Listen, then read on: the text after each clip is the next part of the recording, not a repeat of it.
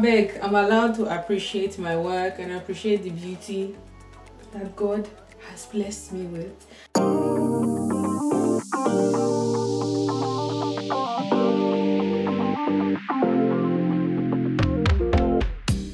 What's up, Kadivas, and welcome back to another sewing vlog. This is going to be one in which I make the most stunning summer set that like the colors are just like so vibrant, the style is so flattering on the body, and I'm going to be showing you how to make the top and the bottom. So the fabric I'm actually using I got from I think like 3 videos ago. It's a red and white tie-dye viscose fabric, which is perfect for the heat at the moment because it's like 27-30 degrees in the UK. Like it's never that hot, so viscose, cotton, breathable natural fabrics are best for when it's really warm like this. So if you guys like to find out how I made this set, make sure to keep on watching. I share the pattern and the sewing tutorial, so this is the only video you need to watch. If you do enjoy this video, make sure to give it a thumbs up. With that being said, let's get into the tutorial. These are the following measurements that I used to create the pattern for this top and bottom set, and they are listed here on the screen. Just take note of them and make sure to work with yours or that of your client for the best outcome. As mentioned earlier on, the fabric I used is this beautiful red and white tie-dye viscose. I ended up using about 2 meters of fabric because it was for a crop top and a mini skirt. I'm going to jump straight into the pattern making. I only made the pattern for the top half of this set, and I'm starting off by drawing a long vertical line, which is going to become my center front line. Along that vertical line, I'm going to go in and mark 18 inches, which is the length of my top. It's on the shorter side because it's a crop top. Now I'm just going in here to square the point above across because that's going to become my shoulder line and will help me plan the neckline of this top. Now I'm marking 6.5 inches downwards because that's the depth of my neckline. I ended up making it deeper later on, but for now that's what we're working with. And then I'm marking 5 inches sideways like so, and we'll connect them together to have a V neckline. Now these I did make deeper because I just wanted it, but if you want to have a shallower neckline, you have the freedom to do so as well. For the shoulder seam, I slanted it 1 inch downwards like so and drew in my sleeve, which was 18 inches, so it's like 3/4 length below the elbow but not quite down to the wrist. Now once you have the shoulder line drawn in place, you can decide on the width you want. I went for something that is not fitted because I didn't want it to be too tight around my arm. My sleeve ended up being around 10 inches total width, so I marked half of that here. Now once you have that marked in place, you can go in and draw your sleeve hem, and that would help you to plan the side seam of the top. Now I'm going to the lower point here and I'm just squaring it across because this would help me to draw the waistline of the top, and I'm marking 1/4 of my waist measurement plus 1 inch because I want it to be nice and loose. And I'm going to be drawing in a curved side seam that connects the bottom of the sleeve to the waistline. Just ensure that this part is wide enough to fit comfortably around your bust and your waist because it's meant to be a loose fitting top. Now once you're sure of that, you can go ahead and draw in your side seam, and this is what the shape should look like. Now once you're happy with that, we can go ahead and shape the waistline. I wanted the bottom of the waistline to come up slightly up the center front and then extend outwards to make the tie detail, and then I'm just going in here to drop the neckline even more. I ended up with a depth of about 8 inches, and I decided to curve in the neckline rather than have it as a V, and then I'm extending it beyond the center front line because this is going to help me to create the strap that the front piece will have. Now I just join all of my dashed lines together with the help of my pattern master, and this is the front plan of the top. Now once you're happy with the front, if you've made all the changes you want to make, I'm going to be using that to create the back. Now the back is the same along the waist, the side, the sleeve, but the neckline is different. Now I'm just tracing off that center front line that we drew earlier on because that's going to become my center back line. I'm tracing off the waist, this time just the straight waistline, tracing off that curved side seam around the opening of the sleeve, up the shoulder, and then the back neckline is roughly 2 inches below the shoulder point. So now I'm just drawing that in like so, and this is a wide neckline. So if you want yours to be smaller, just ensure that from the beginning you make it not as wide as mine. Now this is my back pattern all done. I've added my 1 centimeter seam allowance where I wanted to, and I'm going to be cutting my back piece on a fold because I just want one piece for the back of the top. I went ahead to add seam allowance to my front plan and cut it out as well. Added my grain lines and now the annotations I would need. And for the front of the top, I'm going to be cutting 2 pieces and then 1 piece for the back. Now I'm just going to go ahead and pin down my patterns onto the fabric. This is the point that you have the freedom to be playful with the placement of the print, if you want it to match, or if you want a certain part of your print to be on a certain part of the garment. This is the point that you actually want to do that. For the top, this is all of the pieces. I ended up with 2 pieces for my front and 1 for my back. I just cut it in such a way that the print on one side sort of mirrored the other side, especially for the back, so it could create a nice feature for the garment. Now I have some extra piece of fabric, and this is what I'm going to be using to cut the skirt. So I'm done cutting the top and the bottom of the piece. For the skirt, I decided to just go with a simple pencil skirt. I didn't do the pattern because it's something you can cut straight onto fabric and it's really straightforward. I'll show you what mine looks like. So it's just straight waistline, is really short because I like short skirts, and then I cut a matching lining. I'll lay it out on the table and I'll show you guys what it looks like. I added some dots in the waist, and I just had extra material, and it just made a lot of sense to a matching bottom to go with the top, and I could wear them together or separately. So I'm going to crack on with sewing the pieces all together. This shouldn't take me very long because the whole design is relatively simple and straightforward. I think 2-3 hours tops undistracted, without anything taking me away from the machine. I believe I should be done, and I'll show you guys the final outcome afterwards.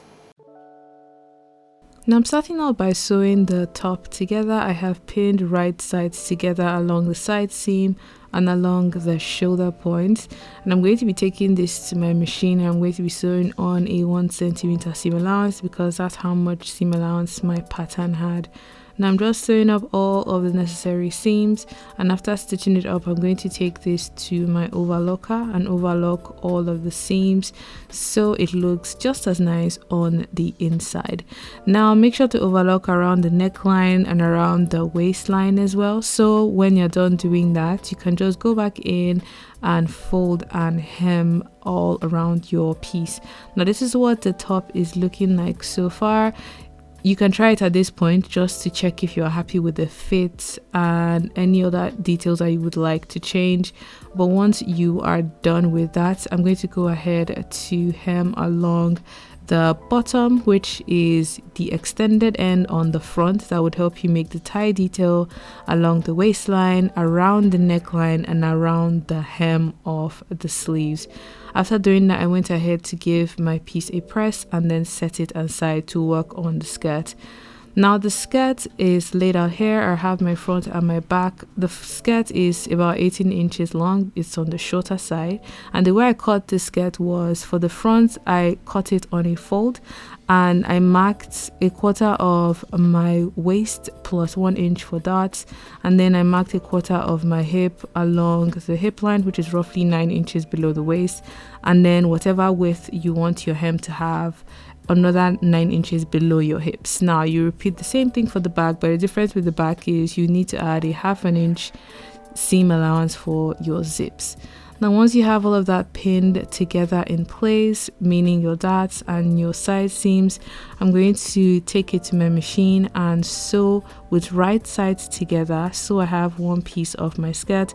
I'm also going to be sewing up the center back up about halfway so I have the top part open for my zip to fit into.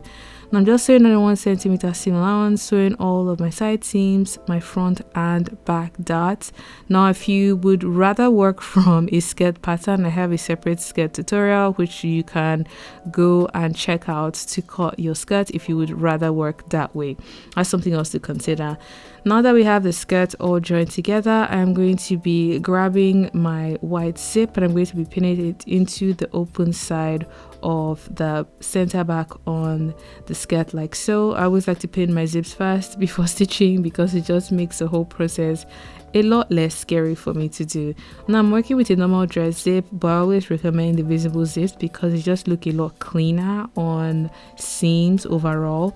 But dress zips are like a nice beginner friendly way to start if you've never sewn zips before.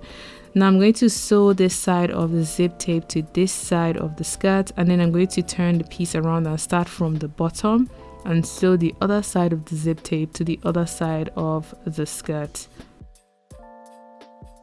With the zip in place, the skirt is coming together really nicely, and I'm going to join all of my lining pieces together. So like join the side seams, sew the darts and give it a nice press. But remember to leave an opening on one of the sides that is about 2 inches because this would help you turn the skirt inside out.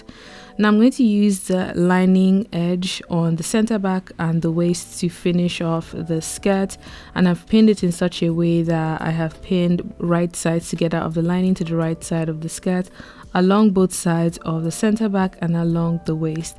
Now I'm going to start from one end and stitch it up like so. When I reach the waistline, lift up my footer, turn my needle, and then sew along the waistline all the way around till I get to the other side of my center back seam, and then turn down again until I arrive at the bottom of that area, which should be around where your zip head sits or where your zip stops. Now once you've done this, you will need to go back and sew close the bottom edge of that lining because we had it completely open on the center back. So you stitch it up until the point that your zip stops on your main skirt. So once you've done that in place, this is what your skirt should look like. It looks really cool, like the red against the white is just so stunning, and red is fastly becoming a top fave color of mine. Now for the hemline, I'm just turning it in such a way that I'm going to join the hemline of the lining to the hemline of the skirt. I would recommend you make your lining just a little bit shorter. I cut mine at the same length so you could see bits of my lining showing through on the right side of the garment, but if you don't want that to happen, make your lining about 1 to 2 centimeters shorter, so when you sew them along the hemline like so, the lining pulls up a little bit higher on the inside of the piece.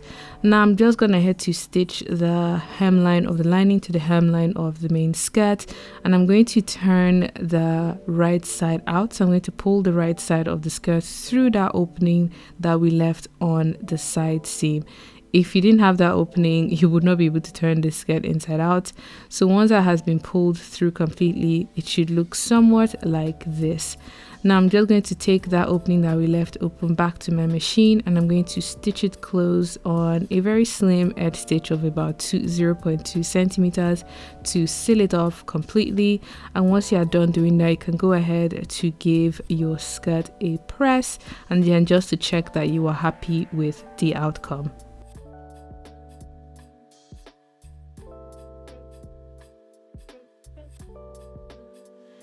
The outfit is all done. I have it on here, and I've styled it with this white, I also call it like a bralette. It's a lacy bralette, and it paired really well with the white that the tie-dye has. If you want to show more skin, by all means, you can remove anything underneath. Maybe wear like high-waisted jeans or high-waisted skirt. But I have paired both of them together, and it looks really cute as an outfit. I have nowhere to go, but who cares? Who cares? Like, I beg, I'm allowed to appreciate my work and appreciate the beauty that God has blessed me with. This is what it looks like on. What would I do differently? I think if you don't like the neckline as wide as mine, you can do it a lot smaller. So rather than take it about 5 inches sideways, you can do 3 or 4, so it's not as wide on the neck if you don't like that. What would I do differently? I would make the sleeve even wider so more dramatic. If I had more material, I would have definitely made the sleeve more dramatic. Maybe add an elastic at the end so we have that nice balloon detail there. The skirt is so cute. Like, I'm definitely wearing this outfit like for my honeymoon. Ooh, can already imagine my husband going because he likes outfits like this on me. So this is a definite honeymoon outfit for sure. It would also serve well as a beach cover up, so you could wear the top over like your bikini top or over a maxi dress. You could wear the skirt with something plain on top as well if you don't want to wear the pieces together. But that's it for this video. I hope you guys enjoyed watching it. I hope you love the outcome as much as I do. If you did, make sure to give this video a thumbs up. Leave your comments, suggestions and thoughts down below, and until my next video, have a good morning, afternoon and evening wherever you are. Bye.